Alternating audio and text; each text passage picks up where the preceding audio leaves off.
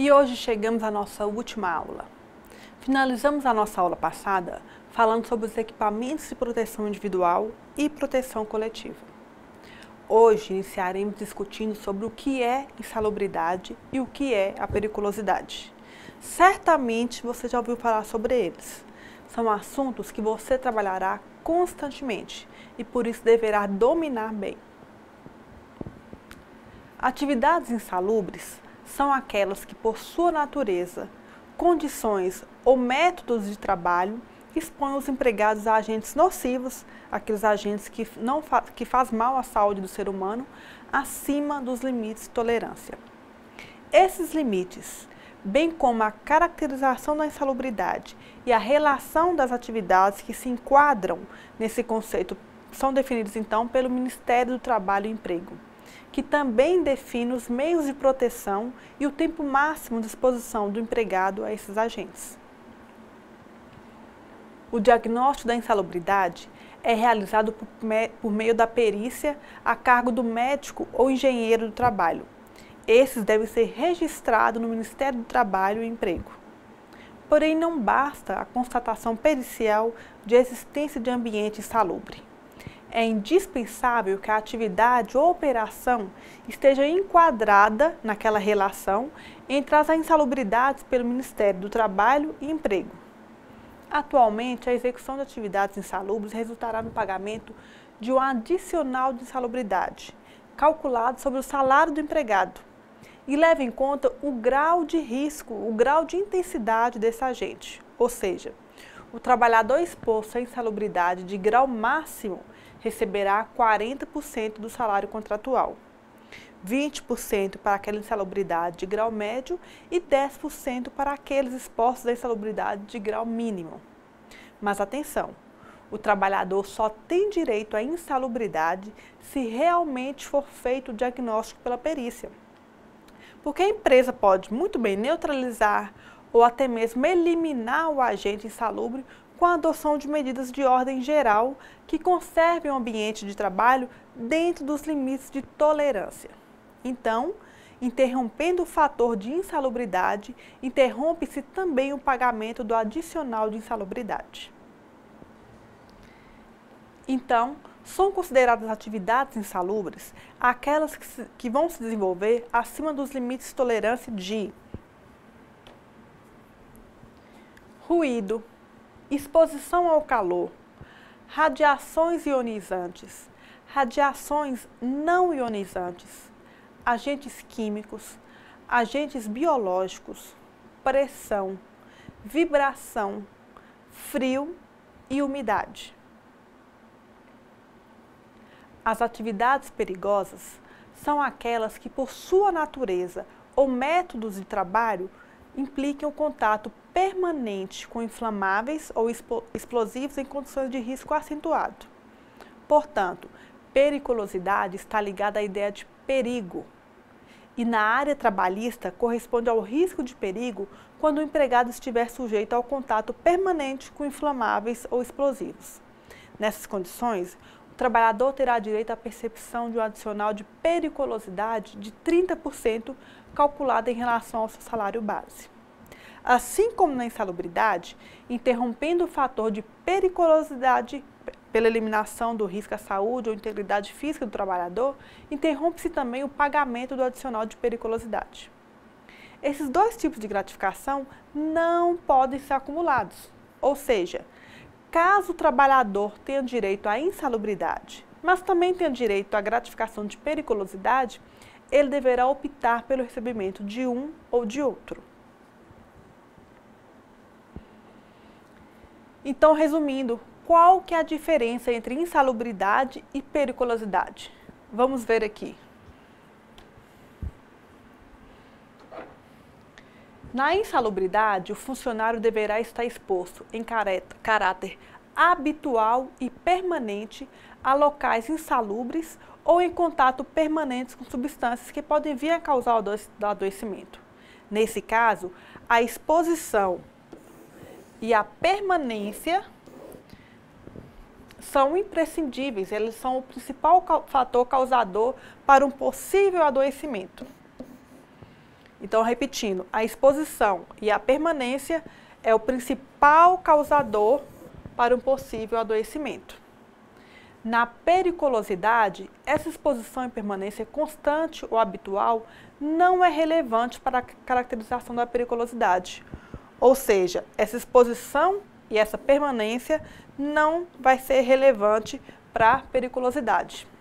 O que motiva o pagamento é o risco de ocorrer uma fatalidade. Nela, o risco é mais iminente. Existe, então, um risco de morte imediata. Um exemplo, então, é o trabalhador que trabalha na fábrica de fogos de artifício. Na ocorrência de um acidente envolvendo os fogos, as chances de fatalidade são grandes. Por isso aqui, a fatalidade é mais relevante do que a exposição e a permanência.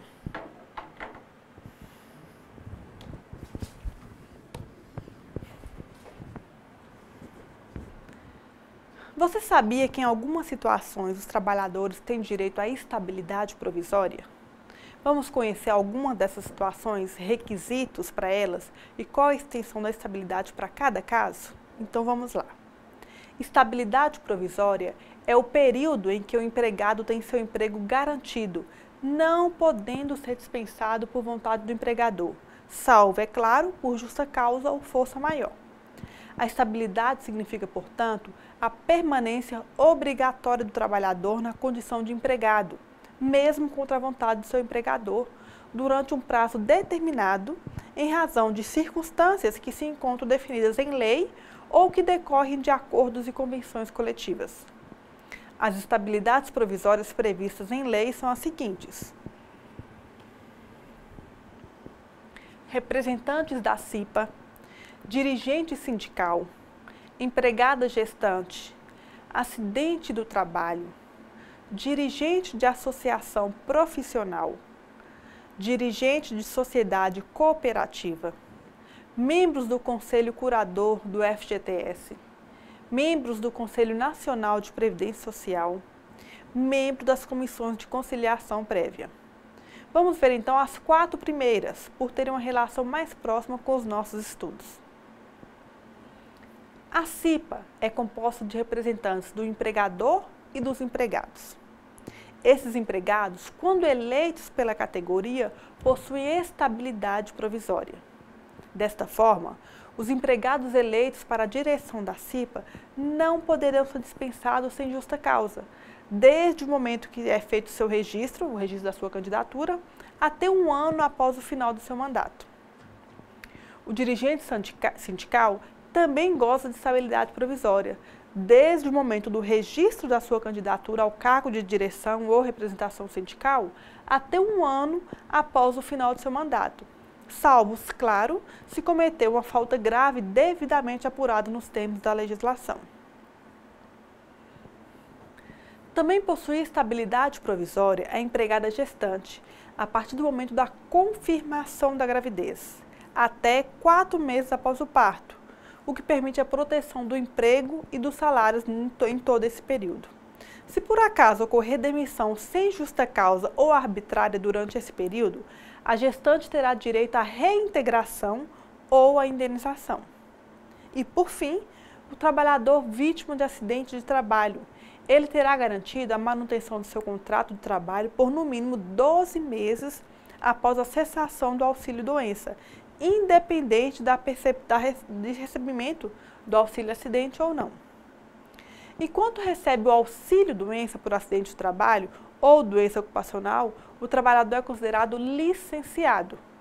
O auxílio-doença deixa de ser pago quando o segurado recupera a sua capacidade e retorna ao trabalho ou quando o benefício se transforma em aposentadoria por invalidez. Além dessas estabilidades previstas em lei, existem aquelas estabilidades previstas em acordo ou em convenções coletivas. Os sindicatos, com a intenção de assegurar aos empregados a garantia de emprego e salário, determinam em acordos e em convenções algumas estabilidades como garantia ao empregado em vias de aposentadoria, o aviso prévio, a complementação do auxílio-doença. Em todas essas situações que acabamos de ver, A dispensa do empregado só poderá acontecer diante do cometimento de falta grave, ou seja, por justa causa. São então exemplos de justa causa: o ato de improbidade, a embriaguez habitual ou durante o serviço, a violação de segredo da empresa, os atos de indisciplina ou de insubordinação, entre outros, Contudo, além da motivação por justa causa, há algumas exceções que podem justificar, sim, a dispensa. Temos, por exemplo, o caso de necessidade financeira da empresa devido às questões econômicas que ele tenha sofrido. Ou no caso de encerramento da atividade empresarial, ou até mesmo no caso de um contrato por prazo determinado. Agora vamos estudar um pouco sobre a fiscalização do trabalho.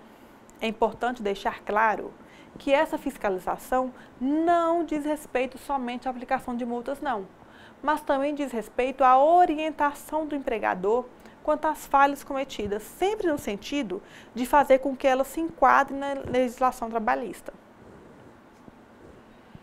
No âmbito internacional, essa inspeção do trabalho passou a ter importância a partir do surgimento da Organização Internacional do Trabalho, a OIT, que vocês já conhecem.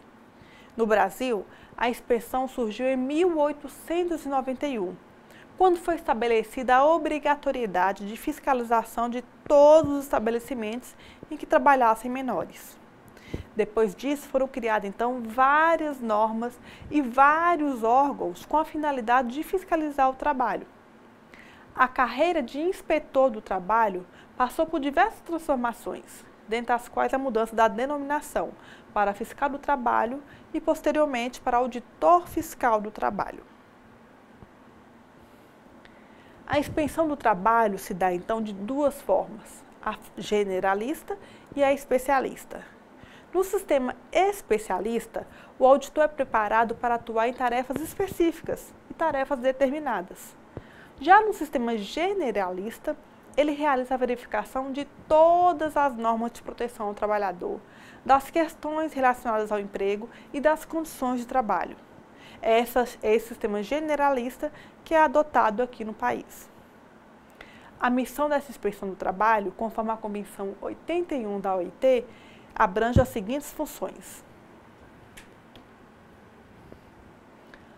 Função de assegurar a aplicação da legislação apoiada principalmente na fiscalização. Função de informação e de assessoria no que diz respeito a empregadores e trabalhadores. E a função de informação junto à autoridade competente. Então, dá para perceber a importância dessa fiscalização no cumprimento das normas trabalhistas, não é mesmo?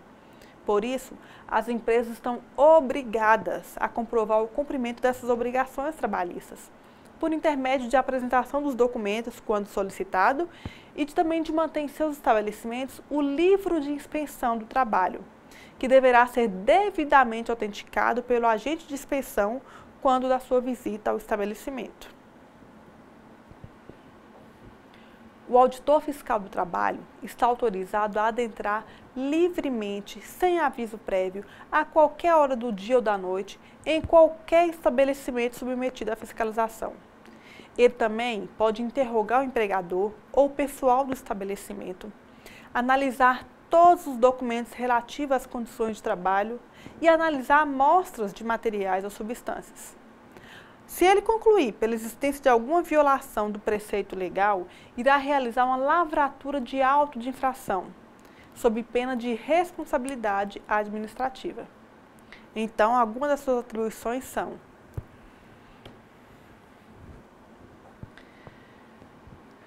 o cumprimento de disposições legais e regulamentares, a verificação dos registros em carteira de trabalho e previdência social, visando a redução dos índices de informalidade, a verificação do recolhimento do Fundo de Garantia do Tempo de Serviço, o FGTS, objetivando então maximizar os índices de arrecadação e, por fim, o cumprimento de acordos, convenções e contratos coletivos de trabalho. Então, resumidamente, os auditores fiscais do trabalho exercem atividades de fiscalização, que são as atividades exercidas para garantir o cumprimento da legislação trabalhista, atividade de vigilância e orientação, que são as atividades que garantem o aconselhamento técnico dos empregadores, atividade de investigação, que contempla as providências que o auditor pode e deve tomar em razão de determinadas ocorrências, e atividade de notificação e autuação, quando é feito o diagnóstico de alguma inconformidade. Agora vamos conhecer qual é o papel dos sindicatos e do Ministério Público do Trabalho na defesa e proteção do trabalhador. Sindicato é uma associação de trabalhadores que lutam para defender os interesses e direitos de seus pares. Os trabalhadores são livres para se juntarem ao grupo de filiados, porque a Constituição Federal de 1988 reconhece, sim, o direito à sindicalização. A principal função dos sindicatos é a criação de normas que regem os interesses daquele grupo em âmbito coletivo.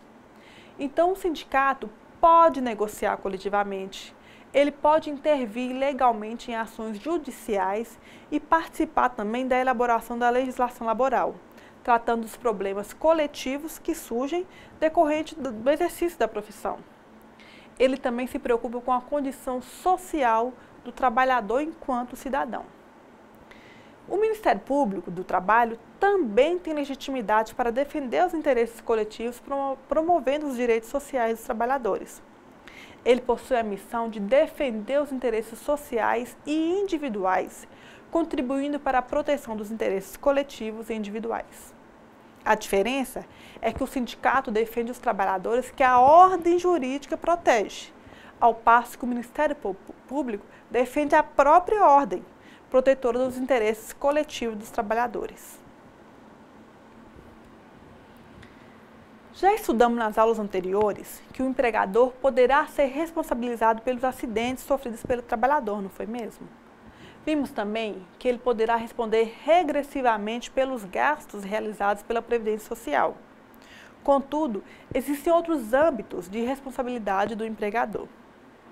A responsabilidade mais básica de todas é a de observar e cumprir todas as leis e normas vigentes em nosso ordenamento jurídico. Ou seja, ninguém pode ser isento de cumprir a lei alegando que não a conhece. Ele tem a obrigação de conhecê-la. Trazendo para o nosso meio, o empregador tem o dever de conhecer, o dever de agir, de prevenir e de impedir que os acidentes ou doenças ocupacionais aconteçam. Para isso, a empresa é responsável pela adoção e uso de medidas coletivas e individuais de proteção à segurança e saúde do trabalhador. Ela também deve prestar informações sobre os riscos da operação quando for executado e também do produto que o trabalhador irá manipular. Caso haja o descumprimento dessas leis trabalhistas, o empregador poderá receber multas, poderá sofrer embargo ou interdição da obra, poderá ficar impedido de participar de licitações públicas ou até mesmo de receber financiamentos ou incentivos de qualquer órgão governamental. Além dessas responsabilidades administrativas, a empresa também possui a responsabilidade criminal, ou seja, alguns atos podem ser caracterizados como crime. O Código Penal brasileiro prevê uma série desses atos. Vamos ver aqui.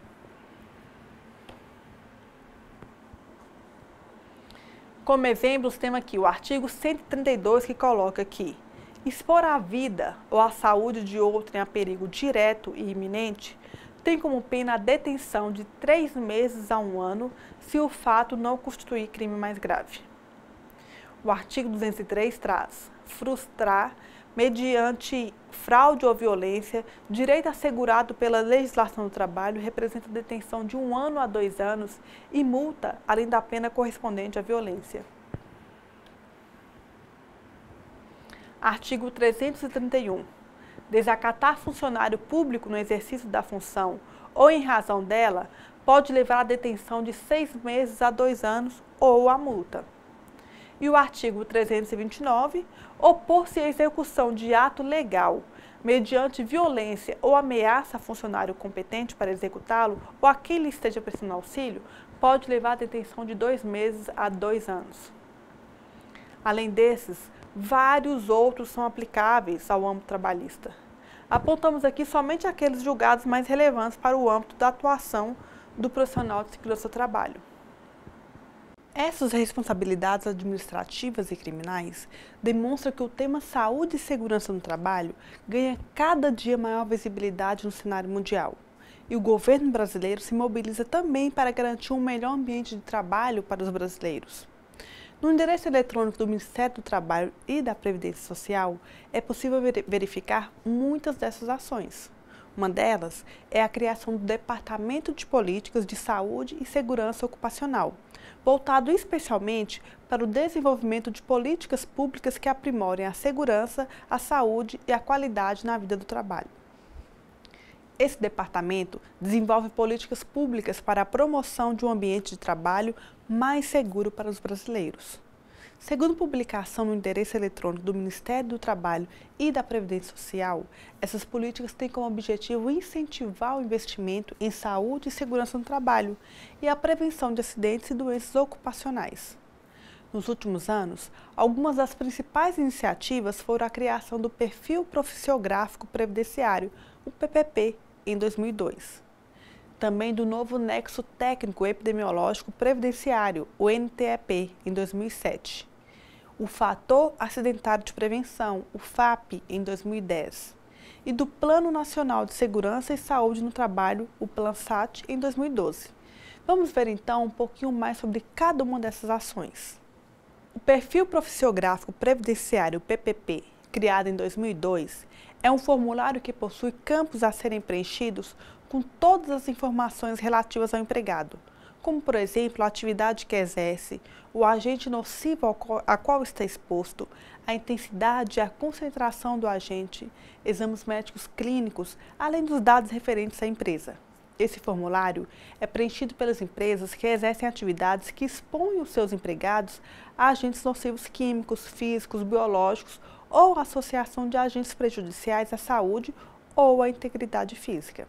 Além disso, todos os empregadores e instituições que admitam trabalhadores como empregados do PPRA ou o Programa de Controle Médico de Saúde Ocupacional devem preencher o PPP. Qual que é a finalidade desse PPP? Vamos ver então.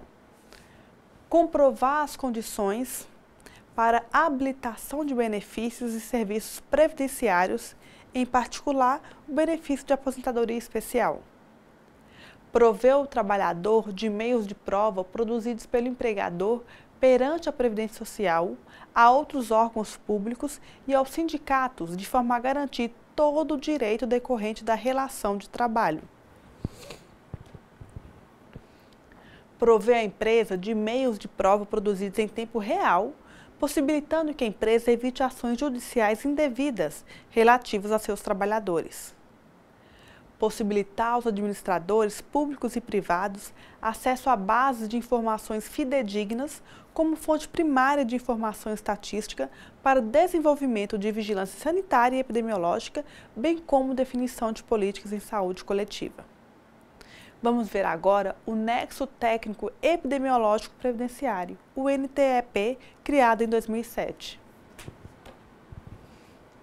O NTEP possui a finalidade de verificar a existência de uma relação entre a lesão ou agravo e a atividade desenvolvida pelo trabalhador, ou seja, ele identifica quais doenças e acidentes estão relacionados com a prática de uma determinada atividade profissional. Isso é possível a partir do cruzamento das informações do Código de Classificação Internacional de Doenças, o CID-10, e do Código de Classificação Nacional de Atividade Econômica. Por isso, a indicação do nexo técnico está embasada em estudos científicos. Com a adoção dessa metodologia, é a empresa que deverá provar que as doenças e os acidentes de trabalho não foram causados pela atividade desenvolvida pelo trabalhador, ou seja, o ônus da prova passa a ser do empregador e não mais do empregado. Até a entrada em vigor do NTEP, ao sofrer um acidente ou contrair uma doença, o INSS ou o trabalhador eram os responsáveis por comprovar que os danos haviam sido decorrentes da atividade desempenhada. O NTEP, então, foi implementado nos sistemas informatizados do INSS para a concessão do benefício em abril de 2007 e, de imediato, provocou uma mudança radical no perfil da concessão de auxílios-doença de natureza acidentária. Houve um aumento da ordem de 148%.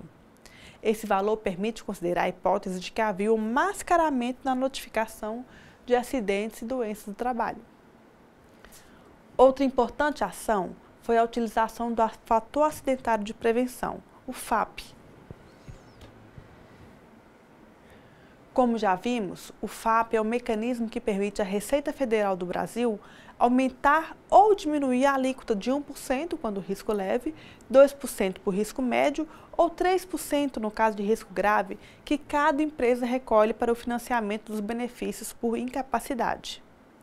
Essas alíquotas poderão ser reduzidas em até 50% ou aumentadas em até 100%, conforme a quantidade, a gravidade e os custos da ocorrência acidentária em cada empresa em relação ao seu segmento econômico.